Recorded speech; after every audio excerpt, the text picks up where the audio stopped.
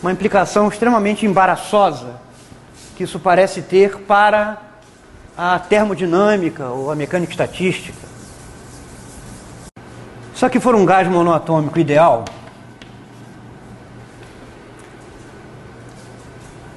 a hamiltoniana desse gás é simplesmente energia cinética, né?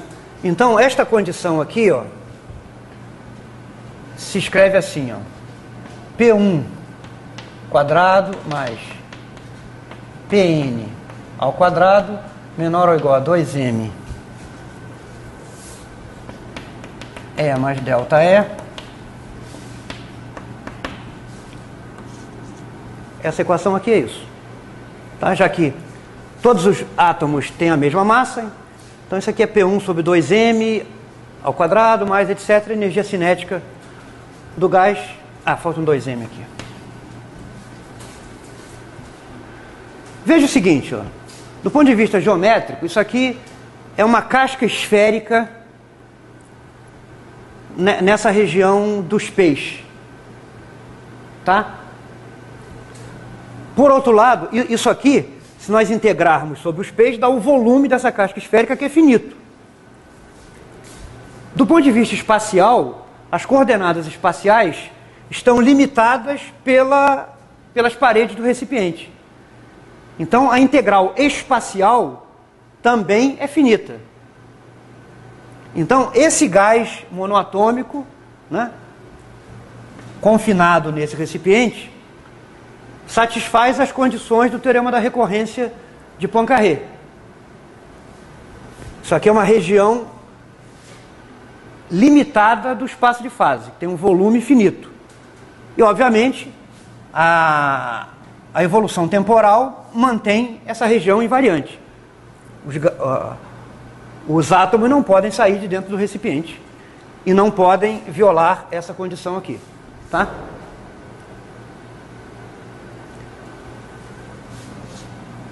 Agora imagine o seguinte, imagine que nós pomos uma parede dividindo o recipiente e suponha que inicialmente todo o gás esteja nesse lado do recipiente. Se nós retirarmos a parede, o gás se expande para todo o recipiente.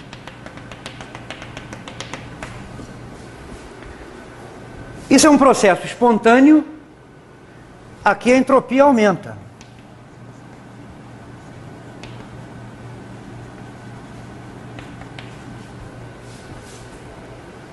Tá? Agora, de acordo com o teorema da recorrência de Poincaré, se nós considerarmos uma vizinhança, imaginamos a parede um pouquinho deslocada para cá. Então isso é uma vizinhança dessa região do espaço de fase, né? E pelo teorema de Poincaré, depois de algum tempo, todo o gás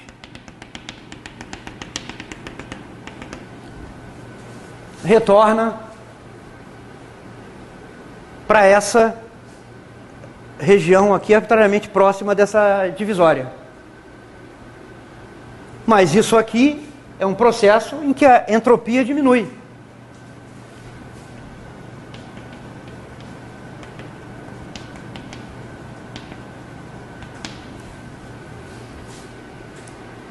E parece sugerir que jamais esse gás, a partir do momento que você retira essa parede divisória, vai atingir a condição de equilíbrio.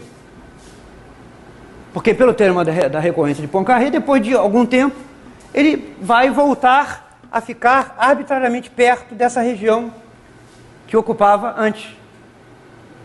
Tá? Então, isso, no finalzinho do século XIX, início do século XXI, provocou uma controvérsia entre um matemático alemão chamado Zermelo e Boltzmann.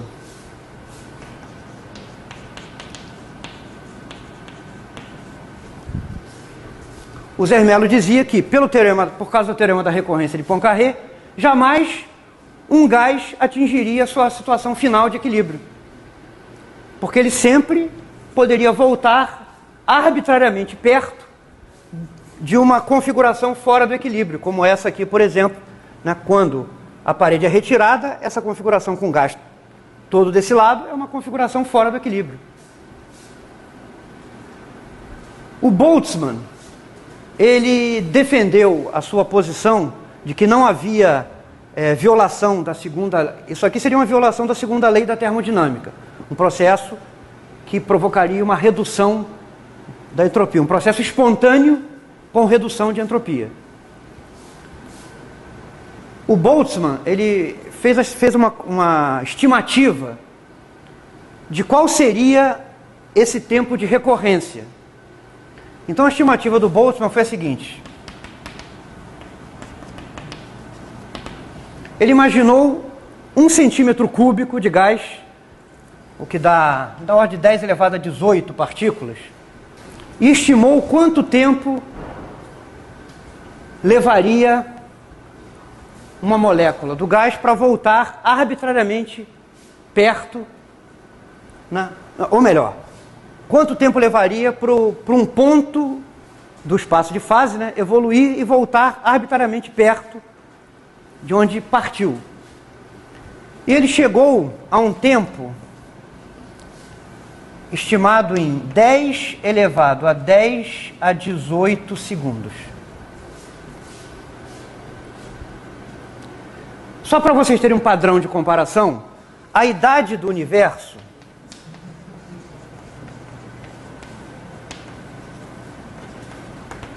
é estimada numa mixaria de 10 elevado a 17 segundos. Ó, reparem que este número aqui, ó, é o número 1 seguido por 10 elevado a 18 zeros. Esse aqui é 10 seguido de, é 1 seguido de miseráveis 17 zeros. Aqui são 10 elevado a 18 zeros. Então esse número é um número absurdamente grande de vezes, maior do que a idade estimada do universo. Então o argumento do Boltzmann foi o seguinte: para acontecer isso aqui é extremamente improvável, porque precisaria que se esperasse um tempo dessa ordem de grandeza para essa situação daqui vir bater nessa. Ou seja, os estados, os microestados que levam a um estado final de equilíbrio para o sistema são esmagadoramente mais prováveis do que os microestados que levam a uma situação como essa aqui. Então, estatisticamente, nunca se observa um gás espontaneamente ir ocupar só a metade do recipiente e deixar a outra metade vazia. Porque isso é extremamente improvável. Os tempos de recorrência são absurdamente grandes, coisas dessa ordem de grandeza.